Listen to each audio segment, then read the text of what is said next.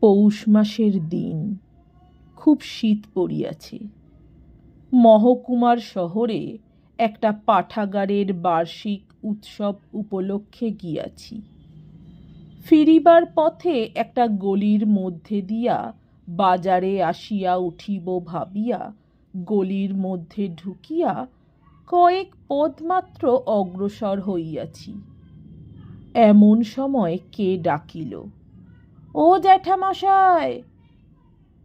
বলিলাম, "কে?" "এই যে আমি।"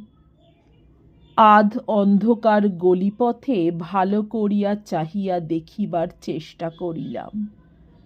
একটা চালা ঘরের সামনে পথের ধারে একটি মেয়ে রঙিন কাপড় পরিয়া দাঁড়াইয়া আছে। কাপড়ের রং অন্ধকারের সঙ্গে মিশিয়া গিয়াছে। আমি শুধু তাহার মুখের আবছায়া আদল ও হাত দুটি দেখিতে পাইলাম। কাছে গিয়ে বলিলাম, "কে?" "বারে, চিনতে পারলেন না? আমি হাজু।" হাজু বলিলেও আমার মনে পড়িল না কিছু। বলিলাম, "কে হাজু?" সে হাসিয়া বলিল, "আপনাদের গাঁয়ের।" "বারে, ভুলে গেলেন? আমার বাবার নাম রামচরণ বৈরাগী। আমি যে এই শহরে নটি হয়ে আছি।" এমন সুরে সে শেষের কথাটি বলিল যেন জীবনের পরম সার্থকতা লাভ করিয়াছে এবং সেজন্য সে গর্ব অনুভব করে। অর্থাৎ এত বড় শহরে নটি হইবার সৌভাগ্য কি কম কথা? না, যার তার ভাগ্যে তা ঘটে। গ্রামের লোক দেখিয়া বুঝুক তার কৃতিত্বের বহরখানা। আমি কিছু বলিবার পূর্বেই সে বলিল, "আসুন না দয়া করে আমার ঘরে।" "না, এখন যেতে পারবো না, সময় নেই।" "কেন, কি করবেন?" "বাড়ি যাব।" সে আবদারের সুরে বলিল, "না, আসতেই হবে, পায়ের ধুলো দিতেই হবে আমার ঘরে, আসুন।" কি ভাবিয়া তাহার সঙ্গে ঢুকিয়া পড়িলাম তাহার ঘরে। নিচু রোয়াকে খড়ছাওয়া, রোয়াকে পার হইয়া মাঝারি ধরনের একটি ঘর। ঘরে একখানা নিচু তক্তাপোশের উপর সাজানো গোছানো ফর্সা চাদর পাতা বিছানা। দেওয়ালে বিলিতি সিগারেটের বিজ্ঞাপনের ছবি 2-3খানা। মেমসাহেব অমুক সিগারেট টানিতেছে। একখানা ছোট জলচৌকির উপর খানকতক পিতল কাঁসার বাসন রেড়ির তেলের প্রদীপের অল্প আলোয় ঝকঝক করিতেছে। মেঝেতে একটা পুরানো মাদুর পাতা। বোষ্টমের মেয়ে।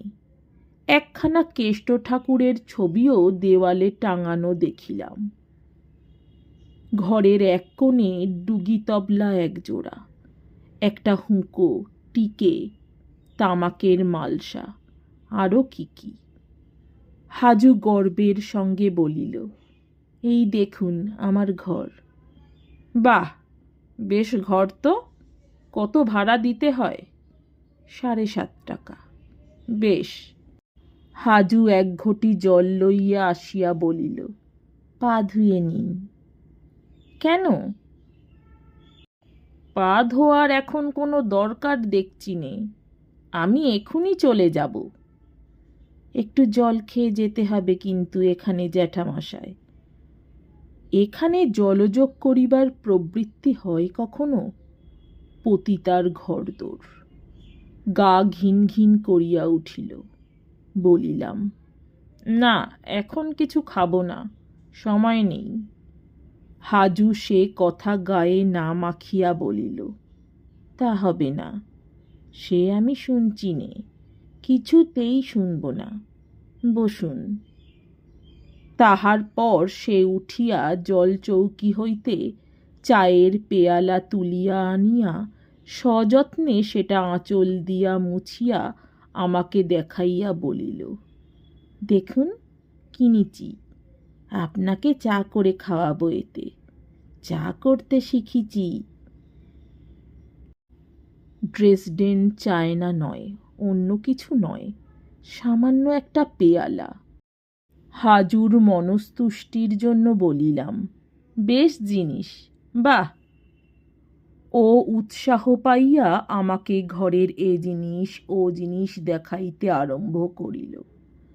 একখানা আয়না, একটা টুকনি ঘটি, একটা সুদৃশ্য কৌটা ইত্যাদি। এটা কেমন, ওটা কেমন? সে এসব কিনিয়াছে। তাহার খুশি ও আনন্দ দেখিয়া অতি তুচ্ছ জিনিসেরও প্রশংসা না করিয়া পারিলাম না। এতক্ষণ ভাবিতেছিলাম ইহাকে এ পথে আসিবার জন্যে তিরস্কার করি এবং কিছু সদুপদেশ দিয়া জ্যাঠামশায়ের কর্তব্য সমাপ্ত করি, কিন্তু হাজুর খুশি দেখিয়া ওসব মুখে আসিল না। যে কখনো ভোগ করে নাই তাহাকে ত্যাগ করো যে বলে, সে পরম হিতৈষী সাধু হইতে পারে, কিন্তু সে জ্ঞানী নয়। কাল ও ছিল ভিখারিনী, আজ এ পথে আসিয়া ওর অন্ন বস্ত্রের সমস্যা ঘুচিয়াছে। কাল যে পরের বাড়ি চাইতে গিয়া প্রহার খাইয়াছিল, আজ সে নিজের ঘরে বসিয়া গ্রামের লোককে চা খাওয়াইতেছে। নিজের পয়সায় কেনা পেয়ালা, পিরিচে। যার বাবাও কোনোদিন শহরে বাস করে নাই বা পেয়ালায় চা পান করে নাই। ওর জীবনের এই পরম সাফল্য ওর চোখে। তাহাকে তুচ্ছ করিয়া, ছোট করিয়া নিন্দা করিবার ভাষা আমার জোগাইল না। সংকল্প ঠিক রাখা গেল না। হাজু চা করিয়া আনিল, আর একখানা কাঁসার মাজা রেকাবিতে স্থানীয় ভালো সন্দেশ ও পেঁপে কাটা। কত আগ্রহের সহিত সে আমার সামনে জলখাবারের রেকাবি রাখিল। সত্যি আমার গা ঘিন ঘিন করিতেছিল। এমন জায়গায় বসিয়া কখনো খাই নাই, এমন বাড়িতে।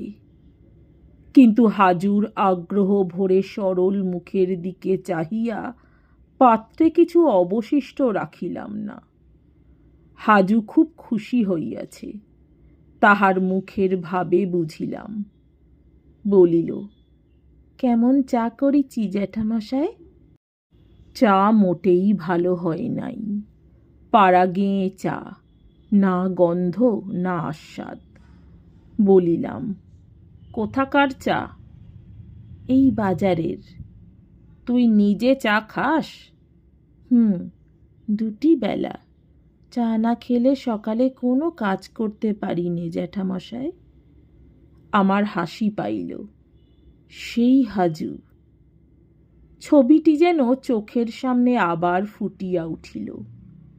রায়বাড়ির বাহিরের ঘরের পৈঠার কাছে বসিয়া খোলা শুদ্ধ তরমুজের টুকরা হাউ হাউ করিয়া চিবাইতেছে।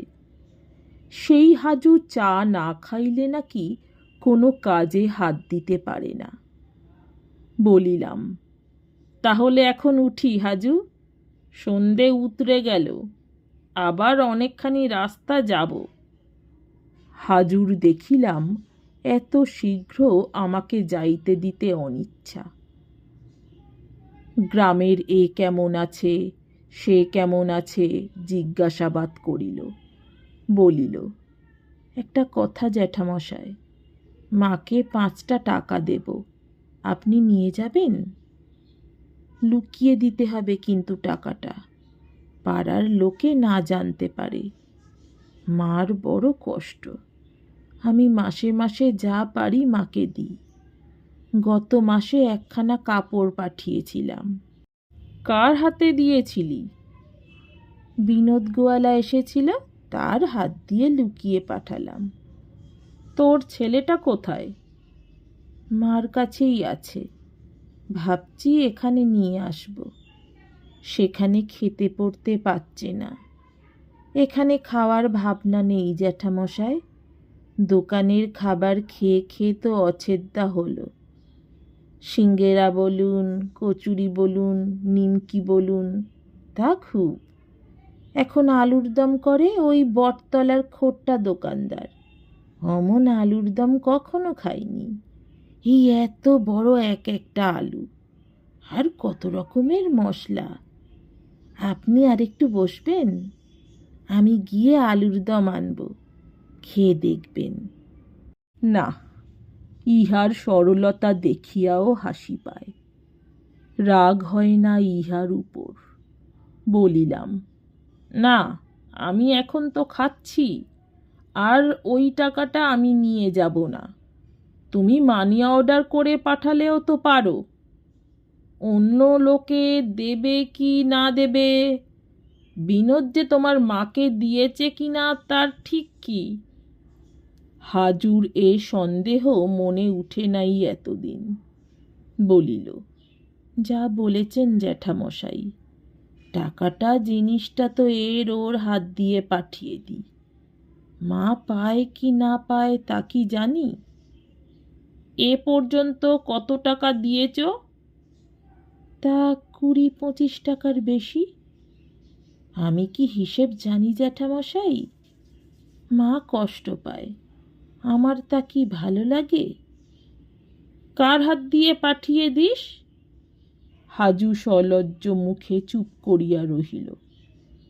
বুঝিলাম আমাদের গ্রামের লোকজন ইহার নিকট যাতায়াত করে। বলিলাম, আচ্ছা দে সেই 5টা টাকা। চলি। আবার আসবেন জ্যাঠামশাই। বিদেশে থাকি, মাঝে মাঝে দেখে শুনে যাবেন এসে। গ্রামে ফিরিয়া হাজুর মায়ের সঙ্গে দেখা করিয়া টাকা 5টি তাহার হাতে দিলাম। জিজ্ঞাসা করিলাম, আর কেউ তোমাকে কোনো টাকা দিয়েছিল? হাজুর মা আশ্চর্য হইয়া বলিল, কই না, কে দেবে টাকা?